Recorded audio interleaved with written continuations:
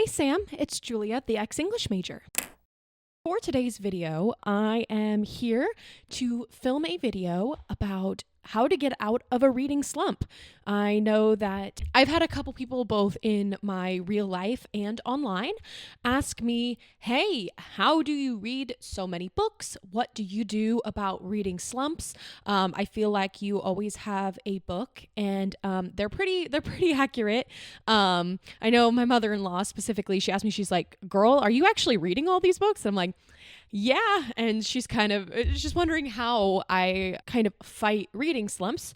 So figure I would go ahead and put this video on out here. So I have ordered my items in these are all tips that I do, but I've ordered them in reverse order of how often I use them to pick me out of a reading slump. So I start with the things that I kind of use less frequently and move on to some of the things that I use more frequently in my day-to-day. But I think that it is helpful to have kind of a couple things in your arsenal if if you're fighting a reading slump yourself, you're trying to figure out how to get out of kind of a dry patch. I will say, before I get into my actual tips and tricks, in my opinion, there's nothing wrong with having a reading slump.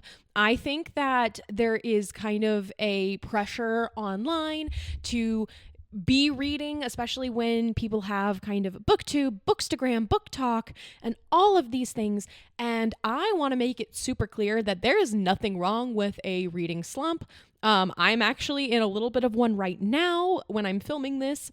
I think it's totally fine. Reading is a hobby. It should be fun. It should be entertaining. If you're not having fun, or if you're stressed out about how much you're reading, am I reading enough? Have I been going through too much of a dry spell? I think that there's way too much pressure for that. I think you need to give yourself some grace. I think we all need to kind of unplug to touch grass and stop treating reading and books like so much of an online economy, an online, front that we're doing, kind of a projection of how good we're doing online based off of how many books we're reading, etc., or how many physical things we have on our nice shelf. I think that, it might be a little bit hypocritical because my husband built me an amazing bookshelf that I'm actually sitting in front of, and I do have quite a few books and I do read quite a bit. But genuinely, I think that there's nothing wrong with a reading slump. I think that we put too much pressure on ourselves. So your reading slump isn't something you need to cure. That's it. That's the end of the video. Roll credits. No, but seriously, I think that this is kind of a made up problem. And so I'm going to give you my solutions to a made up problem, but honestly, give yourself grace. Don't think too hard about it. A reading slump isn't something that you need to quote unquote cure. I'm probably going to use that as the title because it's a clickbaity title. But pure honesty, you can go however long you need to without a book. And don't force yourself into reading or picking something up just to hit the arbitrary number of books read at the end of the year. All right, there's my soapbox over. I will get on into the tips, but just take them with a grain of salt and be nicer to yourself. So my first tip here is to go ahead and alternate your genres when you're reading. I find that when I'm in a reading slump myself, it's because I either have just finished kind of a very large monumental series where maybe it's kind of a large epic fantasy series that has 5, 6, 7, 8 books in them. And I feel that when I have been with these characters and on a journey with a certain group of characters for multiple books, less so for me when it comes to a trilogy, but sometimes even like a really good trilogy, it can send me down into a good bit of a break. But especially when it's one of those epic multi-book series that's like 5+ books, I tend to get really attached to my characters that I'm reading, and it makes it hard for me to exit that world that I was in and find something new, especially if it seems too close together. And so my tip for that is to alternate your genres. So if I just read a amazing epic high fantasy series, maybe I need to go complete 180 and pick up like a juicy little rom-com. Or if I have been in a reading slump because I read some kind of big classic that was very much a brain on book, very much something that I was taking and reading and ruminating on, and it had a lot of maybe words I was unfamiliar with. It had a lot of concepts that were new to me. Sometimes going and switching a complete different genre and picking up maybe a little bit of a book candy, maybe one of those latest romanticy, spice-filled quick little romp there. I think that kind of having that balance there really helps, and changing lanes completely from the series you just finished that you feel yourself in a slump, jump into a complete 180, a complete opposite genre. And that tends to work for me, especially since I'm somebody who likes to read a lot of different genres. I tend to have quite a wide array on my TBR. So sometimes I will just do that naturally. But if you are in a reading slump and you kind of feel it coming on, you're feeling it, and you don't think you're motivated to pick something up, I would try switching lanes and picking up something from kind of the opposite genre, the opposite style of book, and see if that helps you get out of that one. My second recommendation, which I use a little bit more frequently than an alternate genre, is to pick up a good mystery.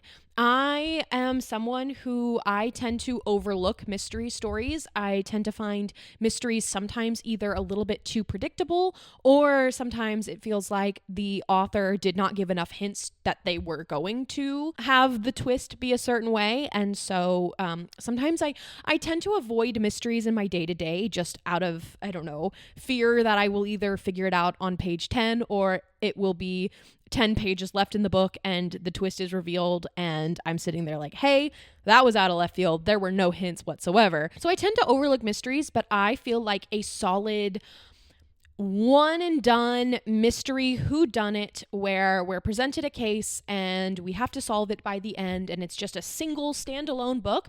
I found that those are amazing to get me out of reading slumps. I find that tends to be a really, really good palate cleanser for me. So if you are in a reading slump, pick up a solid mystery book. There tends to be a straight up mystery section at most libraries and at most bookstores that I've found. So it's really, really easy to kind of pick one up off the shelves and give it a try. And that tends to help me a lot when I feel a slump coming on, is pick up a standalone mystery and then keep on going after that. All right, tip number 3 is to kind of switch lanes and pick up a short book, either a novella, a short story. If you are somebody who is motivated by that completion and is motivated by the I did it, the end, close the book, I finished it, then having something that's short and is either a novella or a short story where you're only committing to a couple pages, maybe it's 100 pages, maybe it's 35.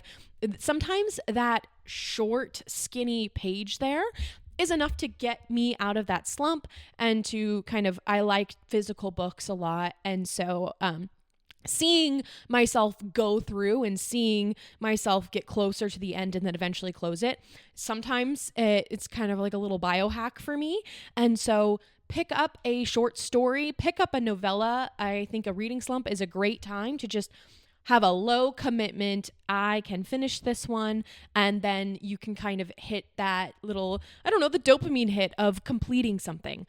So if that is something that you also are motivated by, then that's a really good tip that you might want to try. And you get the reward, but you don't have to put in a lot of work for it. Usually, I will say a lot of times novellas that I really enjoy, they do have a little bit of a, I don't want to say barrier to entry, but a lot of times when a story is really short, it's because the author knew that they only needed a little bit of time to say what they were going to say. And so maybe it's just the short stories that I pick up, but a lot of the short stories that I pick up tend to be a little bit denser, tend to be a little bit more philosophical, tend to be a little bit more of a a mental barrier to entry that I need to psych myself out for. But personally, the completion of a short story tends to be its own reward for me and tends to kind of help negate that. But use your own discretion, and maybe when you're picking up a short story, maybe reflect on why it might be so short, and sometimes know what you're getting into with some of these short stories. But I think that it's a really helpful hack for me. So if that is something that you think would help you, go ahead and give it a shot. Okay, my next recommend is one that I do quite a bit. And this one is, if I am in a reading slump, sometimes I gotta go back to the classics. And when I say go back to the classics, I mean those books that I was obsessed with in middle school. Sometimes picking up an old YA, something that is kind of the nostalgia factor, a book that I remembered reading in middle school, does it for me personally. And so for me, like, I'm gonna expose myself here, but some that I think are just really, really good to do to get me out of a slump is to pick up Immortal Instruments, to pick up The Hunger Games, to go ahead and pick up Vampire Academy. Some of those books that I was reading when I was a middle schooler. Another one that popped up in my head is Shiver. Oh my Lord, go pick up Shiver. Sometimes the old-timey books that I was devouring when I was a middle schooler, and that it was the books that were keeping me up too late at night, and the books that I was kind of racing through my homework or racing through my classwork to be able to be done and pick up and keep going with, those really help. Another one that I was a super contrarian and did not read in middle school. I actually didn't pick this book series up until I was 22, but the Twilight series, even though I didn't read it until I was in my early 20s, it still scratches that itch for me. The only reason I didn't read it was because I was annoying, and I thought I was too cool to read the books that everyone else was. While some people were reading Twilight, I was reading The Hunger Games. But like, girl, they're the same. Like, I'm sorry, it's the same. So I don't know. I was a little too harsh on myself and on my peers when I was a middle schooler. And I'm like, oh, I'm so intellectual. I'm not reading the vampire book. I'm reading the Vampire Academy, which is like the same. I'm sorry. Like, it's, yeah. The demographic was the same. You, Julia of middle school, you thought you were too cool. You're not. And you know what? Sometimes it's fun to read things that are popular. Anyway, that's me. That's my own. I've done a lot of learning and growing. But yeah, pick up a middle school favorite. I always find that takes me out of a reading slump, especially because I'm just living the peak nostalgia factor. And it's just something that I think is a really good fun time, even though a lot of times they're cringe to kind of read them as an adult, and not with your like hormone filled brain. I think it's fun. So if you are in a reading slump and maybe you were a reader in middle school, pick up that middle school favorite of yours that's kind of cringy that you probably still have, or it's easily found at a library, because it does wonders. I think it's a really good cure. And then my very last tip here that I have is fan fiction. I don't know what it is about picking up a story that has no beta, we die like men, no editing, is just probably a 15-year-old on their computer writing about one of their favorite comfort series. I don't know what it is, but fan fiction always tends to pull me out of a slump. I will say that this isn't a recommendation that will work for everyone, especially if you're not somebody who's in fandom spaces, or, you know, it's just not for you.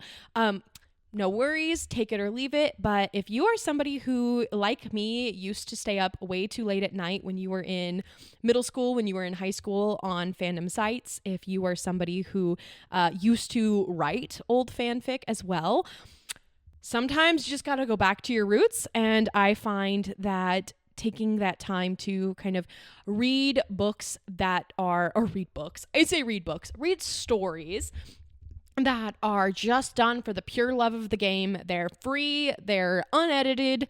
Sometimes you can get some really, really good ones, and sometimes they're just pure fun. And there is kind of that, you don't have to relearn new characters, you don't have to relearn new systems, new worlds, because it's all within kind of a beloved comfort series or beloved comfort characters. So I find that if you're somebody who kind of used to enjoy fandom spaces, used to read fanfic, it would probably behoove you, if you're in a reading slump, pick up a good fanfic. It tends to cure me. You can finish a story, you can get kind of the fun bits from somebody who just loves stories just as much as you, and then you can kind of go back to your traditionally published works and then go forth from there. Those are my personal tips and tricks to get out of a reading slump. I hope that if you try any of these, or if you're in a reading slump, that you pick one of these up and hopefully it cures your kind of slump as well. I did say it already, but I'm going to say it again because I think it's really important. Please give yourself grace when you're in a reading slump. I think that there is way too much kind of performative reading out there. I think that there's way too much policing on how much you're reading, how many books you finish in a day, a week, a month, a year, what have you. It helps sometimes to just let the slump go forth. It helps to just take a break.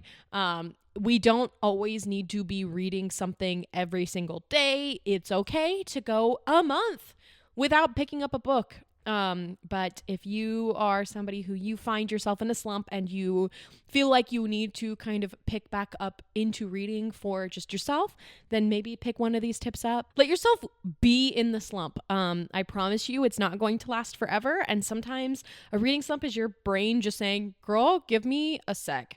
I will come back on eventually, but I need a minute, and that's okay. So I hope that this video helps. I hope it was entertaining. Let me know if you try any of these tips and tricks, and if there is kind of a foolproof method for you that works really well that I might have missed, go ahead and share that in the comments. I know that we're kind of a small group here, but I think it could help somebody, especially if they're clicking on this video. So share the love, and I hope that you have a great rest of your day.